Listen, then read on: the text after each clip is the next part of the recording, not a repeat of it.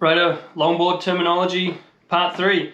In these videos I'm basically just going through some of the labels and terms for parts of skateboards or skating related things, and maybe touching on some of the more technical stuff that not everyone might know.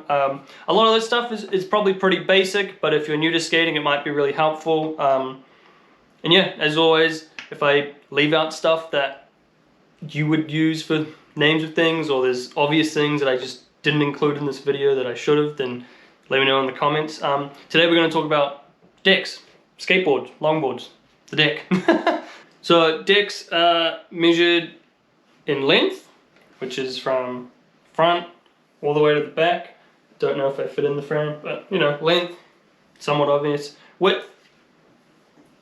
Width, reasonably obvious, and wheelbase is the other common spec, that measurement that we're given. And wheelbase is going to be from your truck mounting holes, from one to the other, but it's going to be like if you take the measurement from the rear mounting, you would go all the way to the rear mounting on the other truck, same as if it was the front to front. Some boards have multiple wheelbase options because there's multiple places you can put the truck. Give a close up on that. Some people these days are starting to like measure their wheelbases from their axles on their trucks, which I guess that's the distance between your wheels, but I'd still stick to wheelbase being on the board because not all trucks have the same position where their axles are, whereas with boards it's pretty easy to go, okay, well that's where your truck's being attached to, so you're going on the mounting holes. Some of the basic parts of the board: the front is the nose, the end is the tail. If it goes up like that, it's a kick. If it looks like a street board, it's a kick. I guess any kind of overhang could kind of be a kick, although typically if it overhangs and it doesn't go up, we'd call it a beaver tail. But yeah, tail, nose, tail. Sides of the board called the rails along the edges. Underneath the picture is called the graphic. Okay, so some of the features that decks can have. One of the main ones we talk about in downhill is concave, and that is when the board it goes up on the sides, and how it does that. So the type of concave is how it goes up on the sides. Typically you would talk about like if it's steep or mellow, steep being steep concave and mellow being mellow concave, like flat or tall, flat or tall, steep, mellow, concave. There's also different styles. So W concave is where it goes up in the middle of the board and goes like that. So if you were looking from this angle, it would look like a W. This is a dark side. It has bacon concave. I'm not sure how well you'll be able to see, but the bacon concave is when the rail actually goes like this, so the concave changes throughout the board. Another concave style I can think of off the top of my head is tub. Tub concave is when the whole board is flat and then it just goes up on the sides. But there's a variety of different ones. They have different names for it. Companies will make a new skateboard and come up with their own type of concave. But you can typically just refer to it as that mellow or aggressive for concave. Yeah, the purpose of concave is to like help lock your feet on the board. If your board was completely flat and you go to do a slide, your foot's more likely to fall off the board. So that's what concave is for, is to keep you on the board. Rocker it's kind of like concave, except instead of being the width of the board, it's the length of the board, and so a rockered board will be lower in the middle than it would be on the ends. This feels good. Like a lot of LDP boards use this, long distance pushing, because it gets you lower to the road. It also can feel nice for your feet to have a bit of curve to push against. Some downhill riders like to have that as a bit more of a something, I guess, like torque or whatever to push against while you're skating. But yeah, rocker is when the board goes this way. Wheel wells are when the board has cutouts. So this doesn't actually have wheel wells, but if you can imagine you had a router or something and you cut a gap here, not all the way through the board, but just through some of the layers to give you more wheel clearance, that would be a wheel well. What this has is like small flares, and so a flare is when the whole board itself goes up, kind of like concave. A flare is specifically where the wheels go, and that's for the same thing, as it gives you more wheel clearance without cutting out layers of the board, making it less structurally sound. It also can provide extra concave for your feet to push against if you have flares. Something else is there are drops and micro drops, and that's where the board goes up or drops down. So a drop typically would mean the whole board drops quite significantly.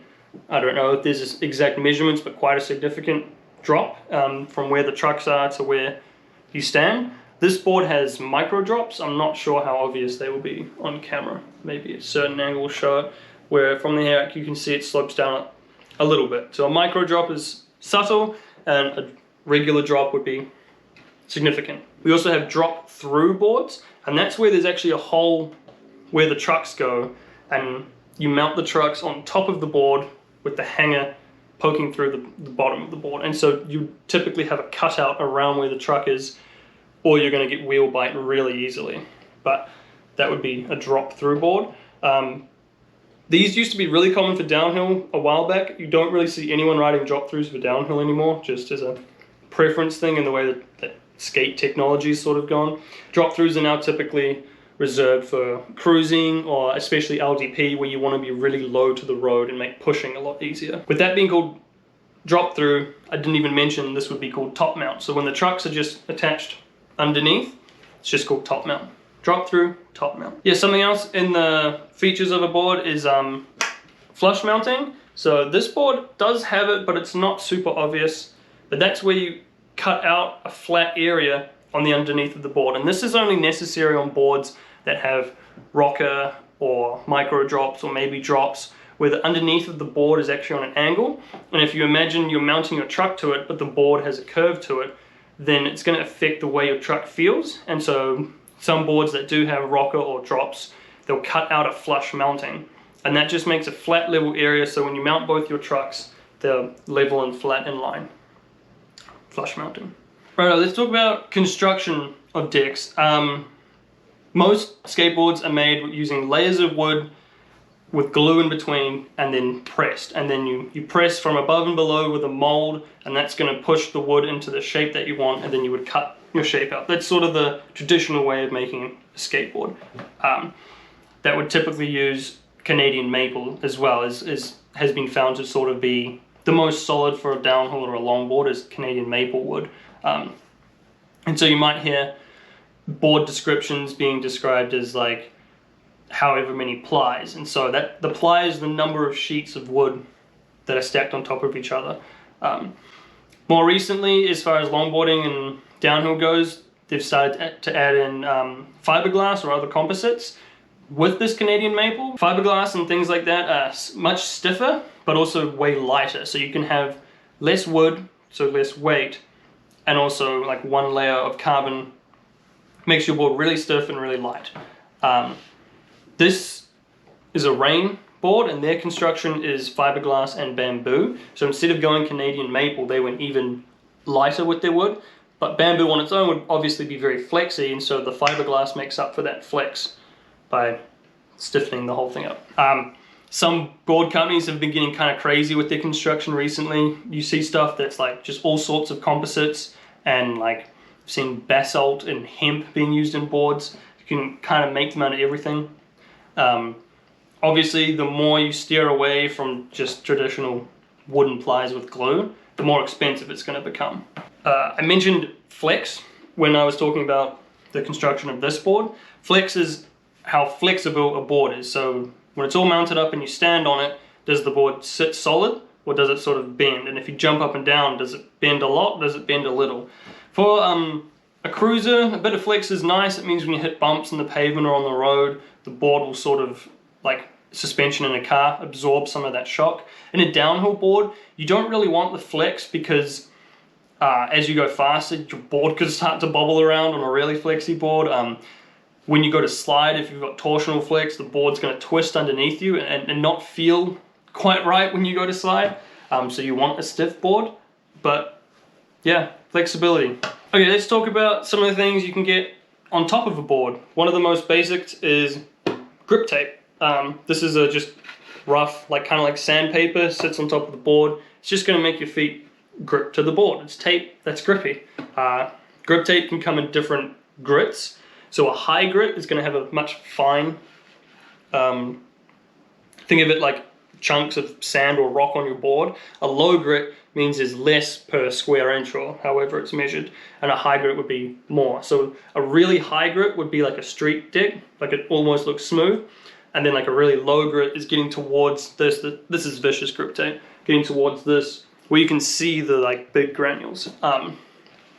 So a low grit is more grippy because it's more aggressive and sharp, and a higher grip is less grippy. And so it depends what you want your board for. Some cruise boards like have almost no grip, or you have ones that have this foam grip tape. I've got a Lang's dinghy, it's got clear grip, which almost just looks like some sand sitting on the board with glue. Because it's a cruiser, you don't need your feet to grip as much, whereas for a downhill board, you want that real meaty stuff to really keep you on the board. Top of a board, you can also have a footstop. I think I've got one here. Yep, this is a pretty extreme one, but a footstop, you would attach it to the top of your skateboard, either through mounting holes, or some people drill their own holes to add it in a different position. It's in the name, it's to stop your foot. That's mostly going to be for when you're sliding, when you're doing downhill sliding, to push your foot against.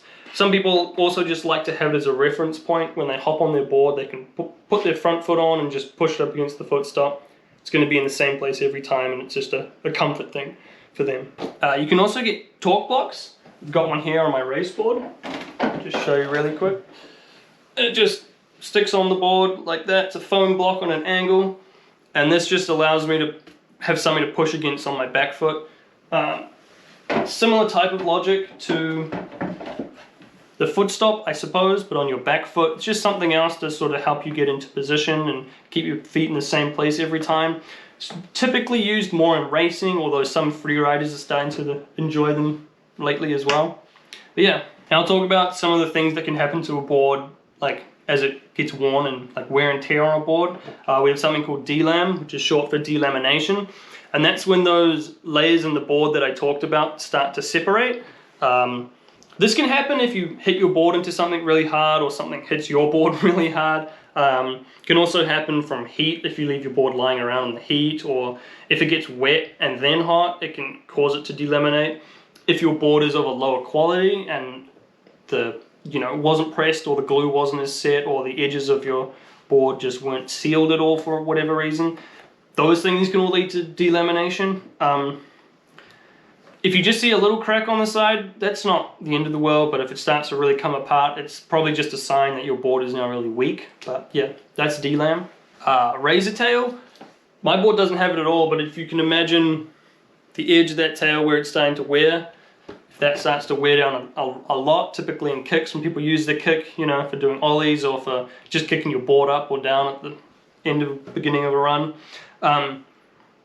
eventually that's going to wear the underneath of your tail or your kick to the point where it's like just a really skinny bit, and it gets really sharp. Razor tail. Kind of obvious, but it's a cool one. Warping. Warping is when your board starts to bend out of shape. Typically this doesn't happen with boards that are made with composites like fiberglass or carbon fiber or whatever, because they're so stiff they don't really move. Used to happen a lot with older boards back in the day when everything was made of Canadian maple. It's also especially if a board's not as high a quality, if it hasn't had time to press properly, if it was warped to begin with, it wasn't quite properly done, like maybe there was moisture in the room when the boards were being pressed, or a bunch of different reasons. One of the main things that can actually cause warping is leaving your board in the boot of your car, or the trunk, the trunk of your car, in the summertime, because it's obviously hot out or whatever, and your car warms up, and for some reason when the boards get warm, especially in that dry environment, I guess, it can actually cause them to warp. Not so much with the composite boards, like with it has fiberglass or anything like that. It's more going to be your plain wood ones. But yeah, just getting really hot in that back of your car can cause them to warp over time. So if you leave your board in your car on a regular basis, it can only take a summer, a few weeks, couple of months could warp a board if it's not too super high quality. I've heard other things about, like, if you keep your board upwards leaning against a wall, having the weight of your trucks pulling down on the board the whole time when it's sitting there sort of being stored, can also cause boards to warp, though I haven't experienced that myself. But yeah, typically you don't want your board to get too hot and have any kind of weight on it. That's what's going to cause warping. But yeah, that's terminology regarding the deck. Same thing as our previous 2 videos. Like, tell me what I missed in the comments. I'm sure I missed a ton of stuff.